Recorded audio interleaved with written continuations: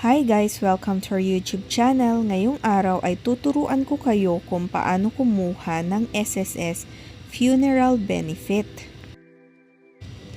Ang funeral benefit ng SSS ay isang cash assistance para sa gumastos sa pagpapalibing ng isang SSS member.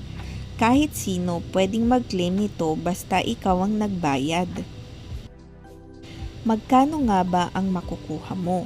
Kung ang SSS member ay more than 36 contribution ang nagawa sa SSS bago siya mamatay, pwede kang makakuha ng 20,000 to 60,000.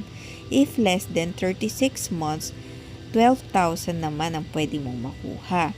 Depende pa rin po ito sa actual na nagastos mo sa pagpapalibing ng SSS member.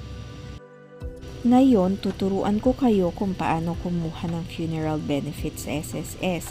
Ihanda lamang yung documents tulad ng death certificate, valid ID, tapos yung official receipt ng funeral expenses na binayaran ninyo. After nun, mag-login lamang sa My SSS at mag-apply ng funeral benefit. Ito po yung information na kailangan nyo nung SSS member na namatay.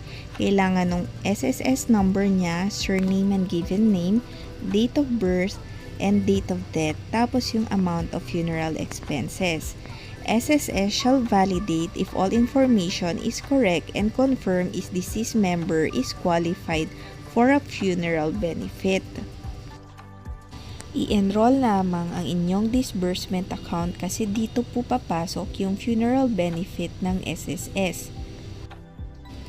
After po nun, mag-antay lamang po ng confirmation sa SSS kasi i-verify pa po nila ito. Mga 5 to 10 working days po ito. At dyan na po nagtatapos ang ating video. Sana po ay may natutunan kayo at nasagot namin ang inyong mga katanungan. Please like and subscribe to our channel. Maraming salamat po.